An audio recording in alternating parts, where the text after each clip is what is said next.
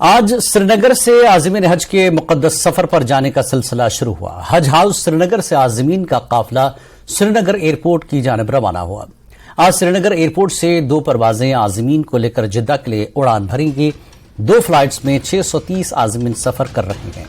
पहली फ्लाइट 3 बजे रवाना होगी, जबकि दूसरी परवाज 5 बजे उड़ान भरेगी। हज हाउस पर आज़मीन की फॉर्मेलिटीज पूरी होने के बाद वो एयरपोर्ट रवाना हो गए हैं। हज कमेटी के चेयरपर्सन सफीना बेग ने हरी झंडी दिखाकर आज़मीन के काफिले को एयरपोर्ट की जानिब रवाना किया।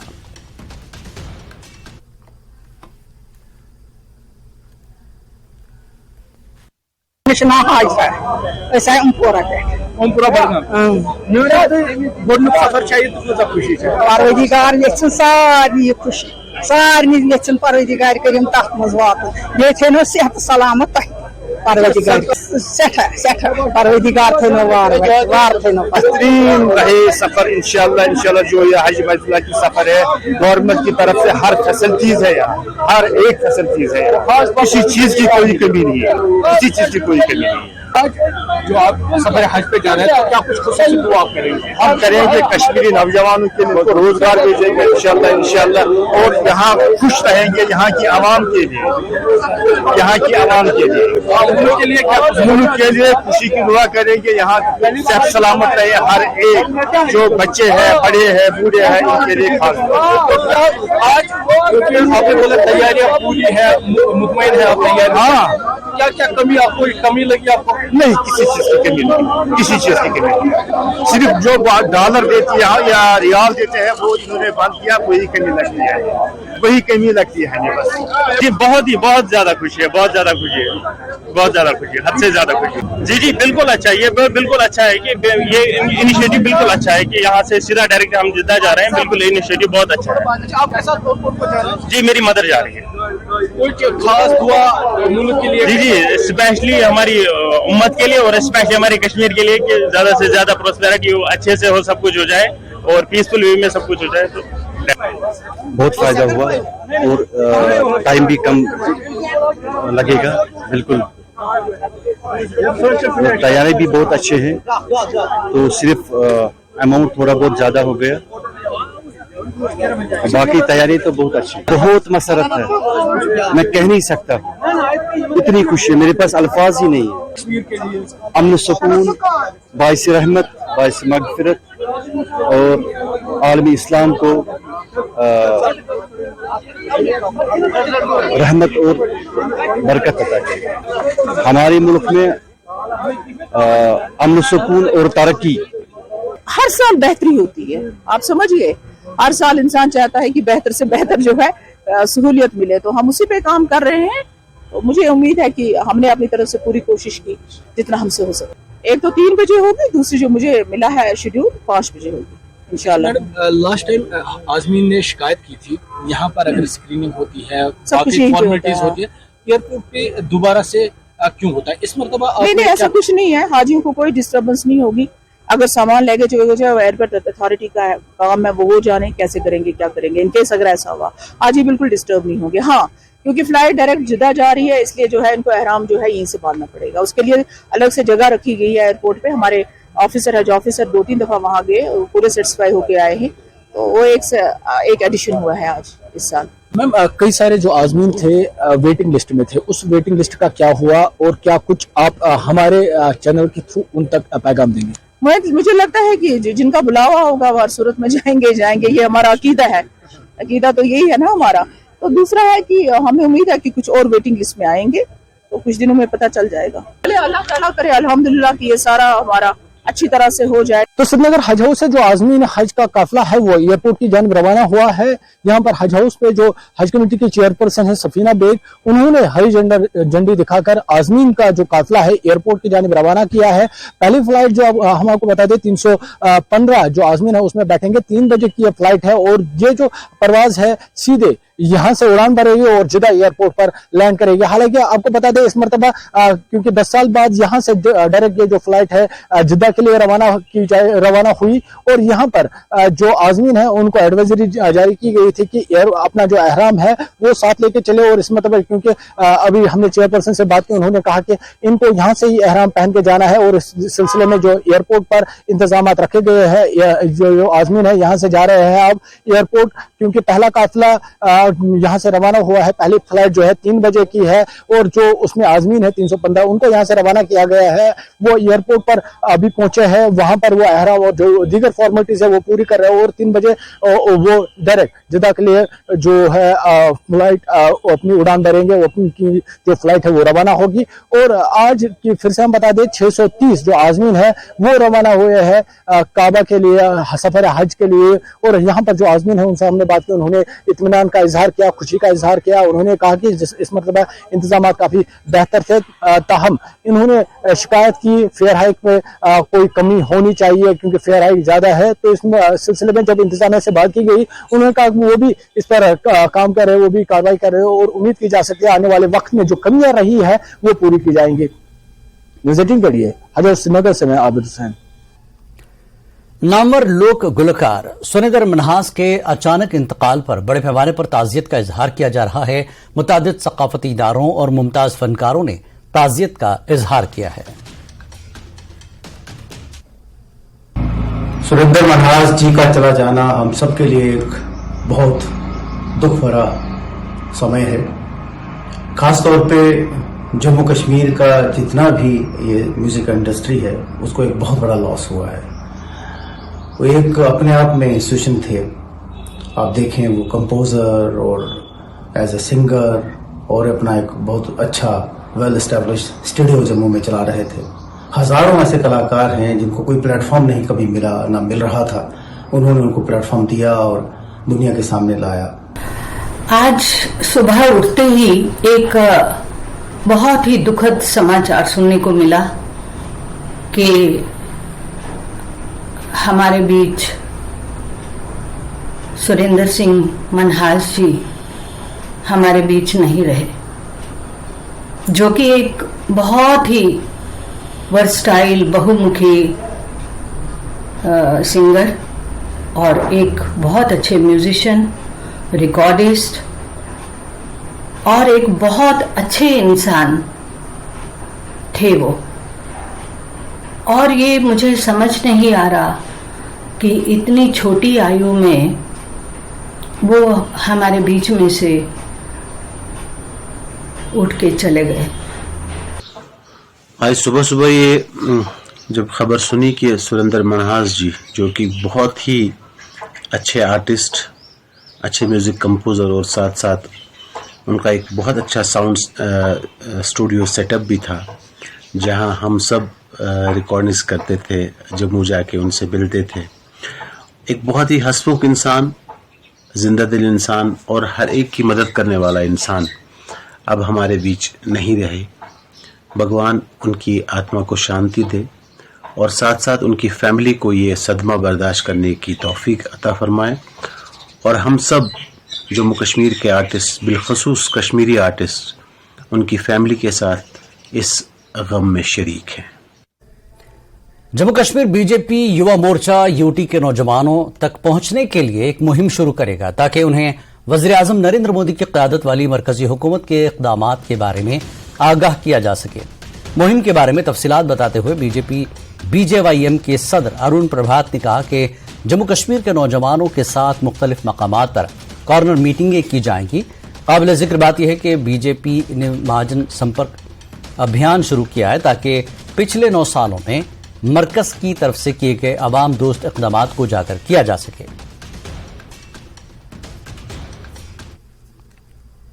जो नव मतदाता है 18 से 25 आयु के अंतर्गत है, उसकी कितनी महत्वपूर्ण भूमिका है, उस सारे को लेकर के my first vote for Modi और माननीय मोदी जी की स्कीम्स का प्रचार प्रसार करके और उनको भी प्रेरित करना कि पहला वोट मोदी जी को हो, उनका वोटर रजिस्ट्रेशन भी हो और उनको स्कीम्स के बारे में अवगत भी कराया जाए। इसके साथ साथ बाइक यात्रा, जो बाइक रैली के माध्यम से अवेयरनेस कैंपेन होगी, वहीं पर नुक्कड़ बैठकें करेंगे और नुक्कड़ बैठकों के साथ साथ जो यंग अचीवर्स हैं, जिन्होंने स्पोर्ट्स में, कला में या अन्य अन्य स्थानों पर नौजवानों को प्रेरित करने का काम किया, उनसे टच करके, उनको आउटरीच करके उसके बाद उनको भी इस सारे मुहिम में जोड़ने का।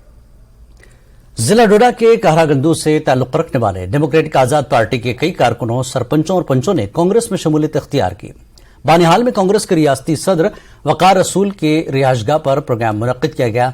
वकार रसूल वानी डोडा से कांग्रेस लीडर शेख रियाज अहमद और सीनियर कांग्रेस लीडर इम्तियाज खांडे ने कांग्रेस में शामिल होने वाले अफराद का खैर मकदम किया। वकार रसूल वानी ने कहा कि डेमोक्रेटिक आजाद पार्टी के चेयरमैन गुलाम नबी आजाद और वाइस चेयरमैन गुलाम मोहम्मद सरूरी के आबाई इलाके से ताल्लुक रखने वाले DAPA के 80% ओहदेदारों, वर्करों और पंचायती नुमाइंदों ने कांग्रेस में शमूलियत इख्तियार की है। बाकी अफराद भी जल्द ही कांग्रेस में शमूलियत इख्तियार करेंगे। उन्होंने बीजेपी और मोदी सरकार पर तनकीद का निशाना बनाया। मैं आज यहाँ पे इस बानिहाल की सरजमीन पे जो हमारे कहरा ब्लॉक के सरपंचेस, पंचेस और डेमोक्रेटिक प्रोग्रेसिव आजाद पार्टी के जो ऑफिस बैरियर थे, उन्होंने जो यहाँ पे ज्वाइन किया, उन सब को मुबारकबाद पेश करता हूँ।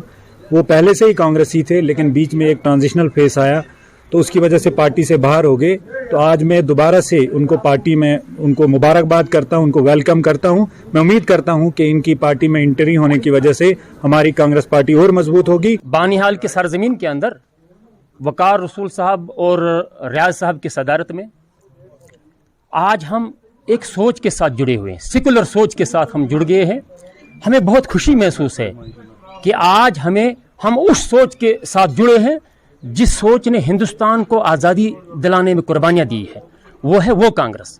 अलबत्ता आज उन लोगों को यहाँ से मैसेज जाना चाहिए कि जिन लोगों ने ये कहा था कि कांग्रेस हमारी वजह से चलती है, उनको आज ये पता चलना चाहिए कि कांग्रेस हमारी वजह से नहीं चलती है, कांग्रेस हमको चलाती थी। जैसे कि आज हमने ज्वाइनिंग की हमारी आज यहाँ डोडा से आकर, लीडरशिप कुछ हमारी जो अलग हुई थी, जिनमें हमारे आजाद साहब हैं, सूरी साहब हैं, उन्होंने अलग जब इख्तियार की, अलग से अपना पार्टी बनाई, तो काफी देर हमने भी ये कोशिश की कि ये जो लीडरशिप हमारी अलग है, क्या हो सकता है ये अगर कंबाइन हो जाएं, तो इसमें कंबाइन होने के बाद हम जैसे पहले कांग्रेसी थे तो आइंदा भी कांग्रेस में रहेंगे। तो रियाज साहब के साथ आज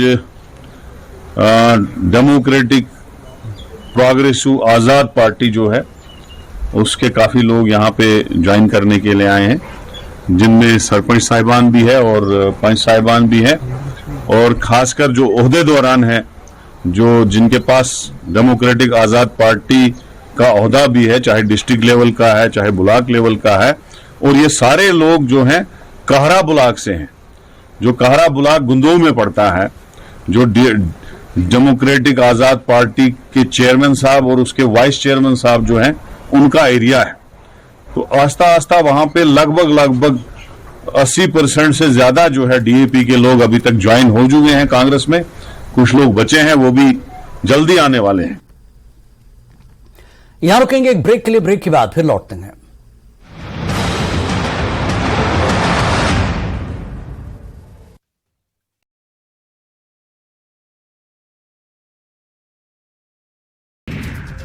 कठुआ में पानी की पाइपलाइन से एक मरा हुआ सांप निकला, लोगों में आक्रोश, लोग गंदा पानी पीने को विवश।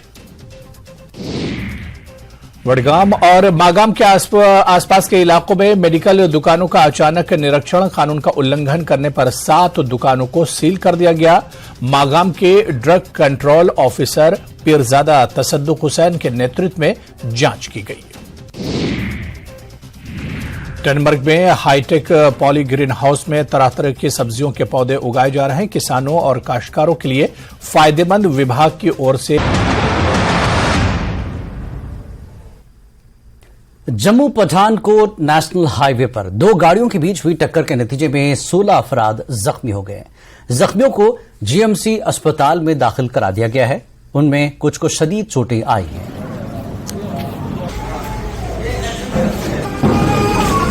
कितने लोग इंजर्ड यहाँ पर पहुंचे? अब 16 लोग आए हैं, उनमें से एक प्रेग्नेंट लेडी है और एक बच्चा है, उसको लेग में काफी ज्यादा इंजरी है, ओपन वुंड है। थाई से लेकर लोअर लेग तक इन्वॉल्व कर रहा है और 2-3 लोगों में हेड इंजरी का है, तो उनका हम सीटी स्कैन करवा रहे हैं। एक जो बच्चा लग रहा है उसकी काफ़ी ओपन वुंड है, तो मे भी उनको एवेल्युएट करके प्लास्टिक सर्जरी के लिए मे भी हमें शिफ्ट करना पड़ेगा। बाकी सारे पेशेंट स्टेबल हैं, इस वक्त कोई लगता नहीं है कोई ऐसा कोई क्रिटिकल है, बट सीटी स्कैन के बाद ही पता चलेगा कि किसी को हेड इंजरी है या नहीं। मुगल रोड पर गाड़ियों की आमदरफ्त का सिलसिला जारी है, तहम रताचम के मकाम पर पहाड़ों से पत्थरों के गिरने का सिलसिला भी जारी है। कश्मीर से जिला पुंछ में लार शरीफ ज़ियारत के उर्स में शिरकत के लिए जाने वाले अकीदतमंदों की गाड़ियां रताचम इलाके में कई घंटों तक रुकी रही। ताज़ा मिट्टी के तोदे गिरने से सड़क ब्लॉक हो गई थी, जिसके नतीजे में ट्रैफिक निजाम मुतासर रहा।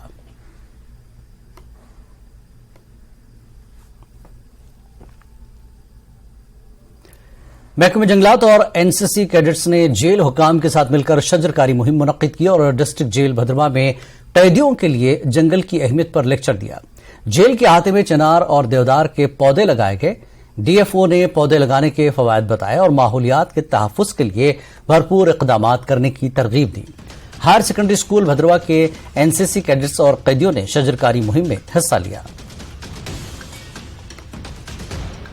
अंडर मिशन लाइफ जो है गवर्नमेंट ऑफ इंडिया का एक जो प्रोग्राम है, एनवायरनमेंट में बेसिकली कैसे बेहतरी की जाए और कैसे एनवायरनमेंट फ्रेंडली वेज को अडॉप्ट किया जाए ताकि आने वाले जनरेशन के लिए भी रिसोर्सेज बचें और हमारा जो तरीका है रहने का वो कैसे से सस्टेनेबल हो। इसके तहत एक सिंबॉलिक प्लांटेशन ड्राइव की गई है। इस चीज़ को देखा गया कि कैसे हम एनवायरनमेंट को सस्टेनेबली यूज़ करें और किस तरह से एनवायरनमेंट को देखा जाए ताकि आने वाले फ्यूचर जनरेशन के लिए भी एनवायरनमेंट बचा रहे। और एक अवेयरनेस प्रोग्राम भी किया गया मिशन लाइफ, ताकि कैसे जो एनर्जी सेविंग मेथड्स हैं स्टूडेंट्स के साथ इंटरेक्शन की गई। एक अवेयरनेस प्रोग्राम रखा गया जिसमें हमारे जेल अथॉरिटीज़ जो है इन्होंने भी अपने जो यहाँ पे कैदीज़ हैं उनके साथ भी जो है एक इंटरेक्शन हुई जिनमें बताया गया। रेंज अफसर चराला की निगरानी में चराला और टांटा रेंज में बेदखली मुहिम चलाई गई। तकरीबन 100 कनाल जंगलात की अराजी के तजावुजात से बाजियाब कराया गया।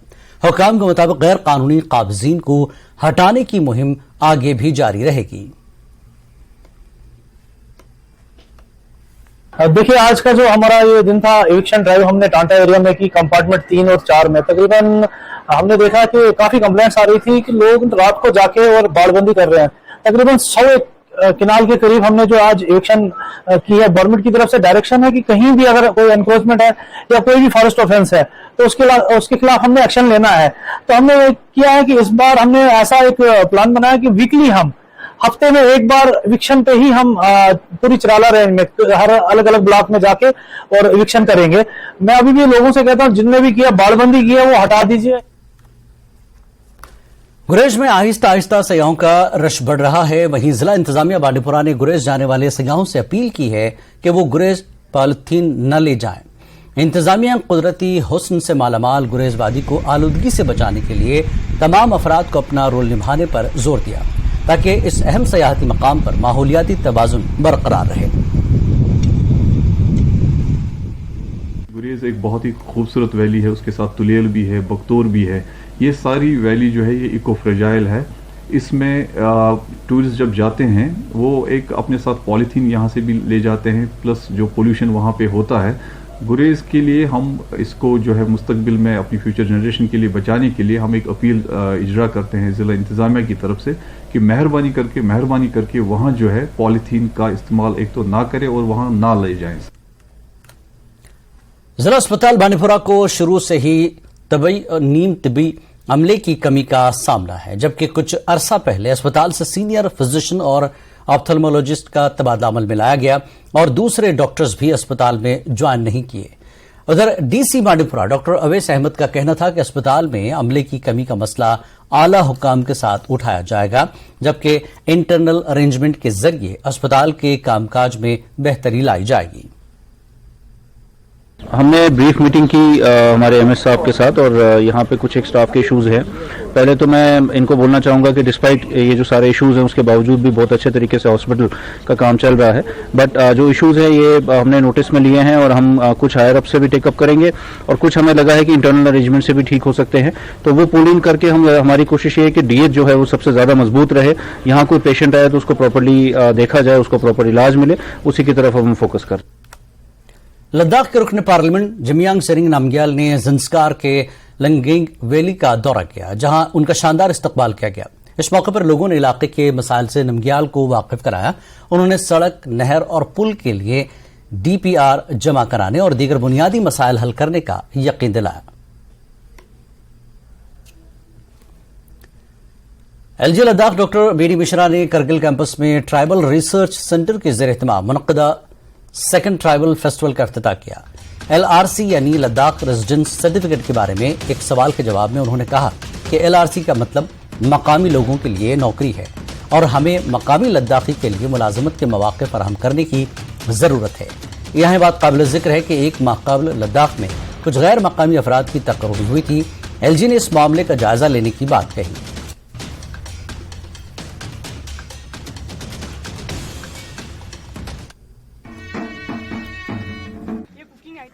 या जो हम वैकेंसी जनरेट करें और उसमें एक्सेप्शन ही हो कि हम बाहर से लें, लेकिन जो हम ग्रुप 3 एम्प्लॉइज हैं, जो बाकी एम्प्लॉइज हैं, हमारे यूथ को देना चाहिए ना ओकेजन। हमको अपने लोगों को देखना है ना, तो हम नहीं देखेंगे अपने लोगों को तो कौन देखेगा। तो उसका मैं उसको एक्सेप्ट करता हूं, उसको रीइंफोर्स करेंगे और ये जितना भी हम अपने यूथ के लिए अच्छा फ्यूचर प्रोवाइड कर सकेंगे करेंगे। सर, लद्दाख यूनिवर्सिटी में LRC कब तक मैंडेटरी हो सकता है? कॉन्ट्रेक्चुअल पोस्ट नहीं, जो भी वैकेंसी निकली है, अभी हमारी एक मीटिंग हो रही है यूनिवर्सिटी के गवर्निंग बॉडी की और उसमें डिस्कस होगा और उसमें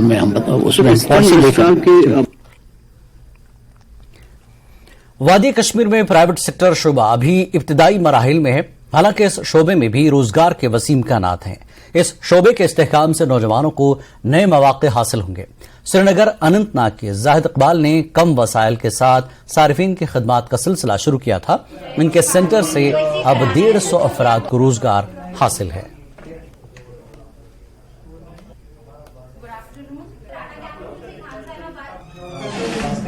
एक्चुअली मैं इस ऑर्गेनाइजेशन में पिछले 6-7 साल से काम कर रहा हूँ और बेसिकली हमारा जब हमने स्टार्ट किया था थैंक्स टू आवर ऑर्गेनाइजेशन की, मतलब जिन्होंने ये समझा कि मतलब एम्प्लॉयमेंट ग्रोथ जो कश्मीर में जा सकती है। जैसे आप देख भी रहे हो कि कितने youth number of employ people are working outside Kashmir. बहुत सारे लोग काम कर रहे हैं बाहर, जिनको अपने घर में अपॉर्चुनिटी उतनी नहीं मिल रही है। और जब हमने ये 2 साल पहले स्टार्ट करने की मतलब हमें अपॉर्चुनिटी मिली तो डिस्कशन यही था कि फोकसिंग ऑन दी एम्प्लॉयमेंट, क्योंकि यहाँ की जो एजुकेशन आप देख रहे हो, प्रोफेशनल डिग्रीज इतनी सारी है, लोग मतलब लिमिट रखते हैं अपने आप को कुछ सेक्टर्स के लिए, चाहे वो गवर्नमेंट सेक्टर हो चाहे वो प्राइवेट सेक्टर हो। प्राइवेट सेक्टर में इतना स्कोप नहीं था यहाँ पे। Hopefully next 3 months 4 months 6 months में हमारा टारगेट जो है 500 यूथ को हम मतलब गैदर कैटर करेंगे और उनको अपॉर्चुनिटीज देंगे इस सेक्टर में आने के लिए। एंड मैं आपसे नेक्स्ट इंटरव्यू में इसमें होऊंगा कि बाहर वाले भी लोग यहाँ पे काम कर रहे होंगे। मैं यहाँ पे पिछले 6 महीने से काम कर रहा हूँ definitely. So there are 2 aspects to it. One is the unemployment, the other one is the opportunities, what opportunities we have. So if I talk about the context in Kashmir, like we mostly rely on like the government jobs, right? So there are many reasons to that. So but then I appreciate the efforts of like whichever the company is, they're setting a plant here, they're setting operations there here, and like it's a great opportunity to get started, not to rely on the government part. Like there are so many they can adjust, they can accommodate. So this is the great this is the great initiative here that they are providing the opportunity. As we can see, जब एक बच्चा भी पैदा होता है तो उसका पहला स्कूल उसके पेरेंट्स होते हैं, उसकी मदर होती है जिसके साथ वो ज़्यादा टाइम स्पेंड करती है। वुमेन एम्पावरमेंट बहुत इंपॉर्टेंट है। बिल्कुल यहाँ पर प्राइवेट सेक्टर्स का एडवांटेज रहेगा। It's for both boys and girls as well, because यहाँ पर जॉब्स की बहुत कमी है। प्राइवेट सेक्टर्स में they can explore a lot. इस बुलेटिन में फिलहाल इतना ही। नमस्कार।